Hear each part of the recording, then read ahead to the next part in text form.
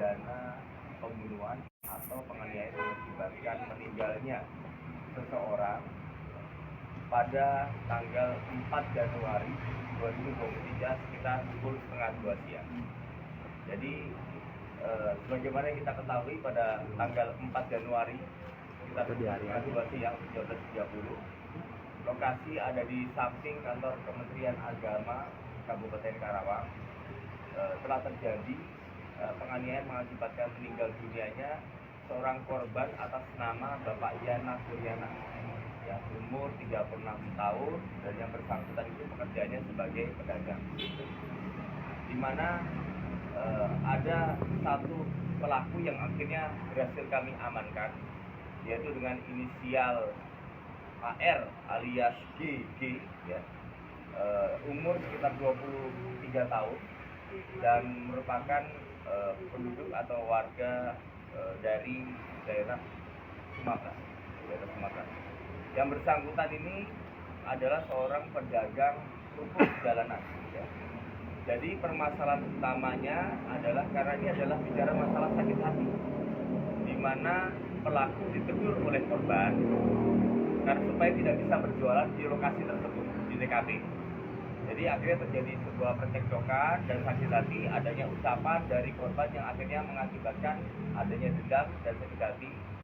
Akhirnya tersangka ini dengan inisial AR ini kemudian pergi ke Pasar Johar membeli 2 bilah pisau, menggunakan angkutan kota. Kemudian setelah itu pada tanggal 4 itu kembali lagi ke lokasi, melihat korban ini sedang duduk di trotoar. Kemudian setelah itu menghampiri korban dan menusukkan sekali di bagian perut. Setelah itu korban langsung melarikan diri dan dikejar dan akhirnya sempat juga menusukkan satu kali lagi tusukan di daerah punggung. Dari situ kemudian korban akhirnya sempat ditolong oleh polisi lalu lintas dan dibawa ke rumah sakit terdekat. Namun pada saat penanganan akhirnya korban tidak tertolong. Kemudian untuk pelaku akhirnya melarikan diri. Ada beberapa tempat lokasi yang bersangkutan melarikan diri.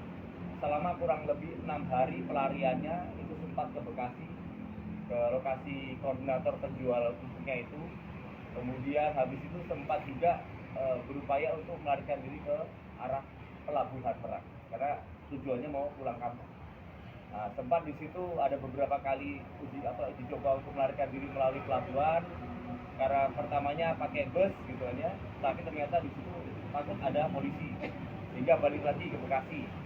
Kemudian akhirnya disarankan oleh keluarganya untuk naik truk buah atau itu pick up buah yang mengangkut buah ke arah Sumatera. Sampai di sana akhirnya berhasil lolos dari pelabuhan dan akhirnya menuju sampai ke kampungnya.